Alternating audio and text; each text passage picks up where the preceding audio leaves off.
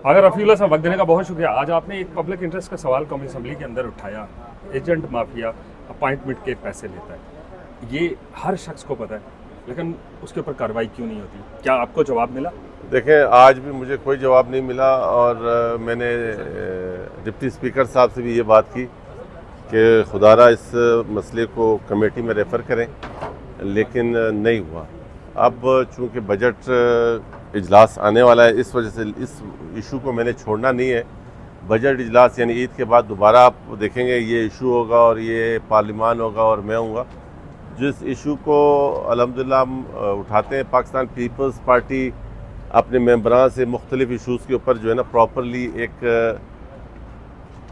ठीक ठाक इसके ऊपर हमारी रिसर्च होती है, उसके बाद हम यहाँ पर पार्लियामेंट लगे बहुत सारे हमारे पास शवाहिद और बहुत से विक्टिम हमारे साथ मौजूद हैं जो कहते हैं कि जी अब जैसे एक लेबर है उसका वीज़े का वहाँ से अप्रूवल आई होती है, यहाँ जो एम्बेसी है वो डेट देती है साल बाद का, एजेंट बोलता है हाँ जी 10 लाख रुपए दो तो अभी आ जाती है। और ये जितने भी कॉन्ट्रैक्ट दिए हुए सर्विसेज के इनके सब के एजेंट्स मौजूद हैं। तो इसलिए हम इस बात का आपको क्या लगता है कि हम अप्लाई करते हैं तो हमें 1 साल के बाद की डेट मिलती है, एक दूसरा शख्स है जो आपसे पैसे लेता है और उसको फौरी तौर पे अगले हफ्ते की मिल जाती है, कहाँ पे कौन इन्वॉल्व हो सकता है? इसमें सारे इन्वॉल्व हैं। देखें, बात ये है कि वो सिफारत खाने जिनके स्टाफ इसमें मिला हुआ है उन सिफारत खानों को भी सोचना चाहिए, और बहुत से क्या नाम है जो लोग हैं जो इस के विक्टिम हैं। सर हम ये कहते हैं कि जो मगरबी ममालिक हैं उनका सिस्टम बहुत स्ट्रांग है, तो वहाँ पे हमारा जो स्टाफ बैठा हुआ है वो कैसे स्ट्रांग हो गया, उनसे ज़्यादा ज़हीन कैसे हो गया कि वो बार बार इस तरह के काम हो रहे हैं? देखें, माफियाज तो हर जगह हैं, माफियाज तो हर जगह है। ऐसा नहीं है कि कोई वो लोग और हमारे लोग, हमारे पास भी अच्छे लोग हैं। ऐसा नहीं है कि कोई खुदा न खासा हम नेशन को इतनी बेकार है। हमारे पास अच्छे ऑनेस्ट और डेट लोग मौजूद हैं, लेकिन माफिया जहाँ पर पैसे की इन्वॉल्वमेंट आ जाती है, जहाँ पर भी आप देखेंगे कि किसी इंसान की मजबूरी आती है ना, वो मजबूरी में पैसे देता है। तो ये सिर्फ आगा रफ़ीउल्लाह को पता है कि ये सारी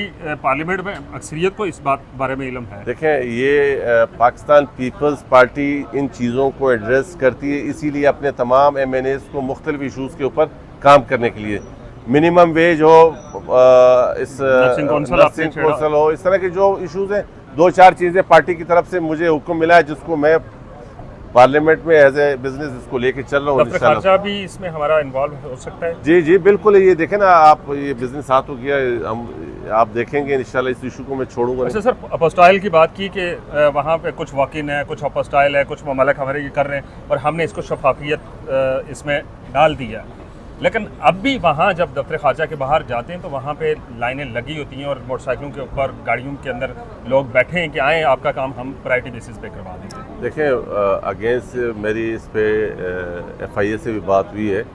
वो कहते हैं कि हमने ख़त लिखना है इनको अपने गवर्नमेंट से एक परमिशन लेने के बाद, वो तमाम एम्बेसियों को ख़त लिखेंगे कि जी ये इश्यूज़ जो है इसके हवाले से अगर हम कोई कार्रवाई करें तो कल को, क्योंकि एक डिप्लोमेट इश्यूज़ हैं तो इस वजह से उस पर बातचीत चल रही है। ना हो जाए। हाँ, इस पर बातचीत चल रही है, लेकिन इंशाल्लाह मैंने अगेन आपको कहा कि ये इशू मैंने छोड़ना नहीं है, चूँकि ये बजट का सेशन बीच में आ रहा है।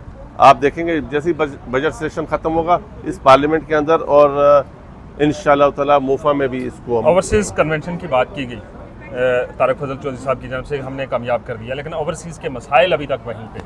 देखें ना, बात ये है कि पाकिस्तानी कौम जहाँ पर भी हो, रिसेंटली अभी आप देखें ये इशू जो आया इंडिया के साथ, कौम तो हमेशा खड़ी होती है ना, चाहे वो ओवरसीज़ पाकिस्तानी हो, चाहे वो यहाँ पर मुल्क के अंदर रहने वाले हो।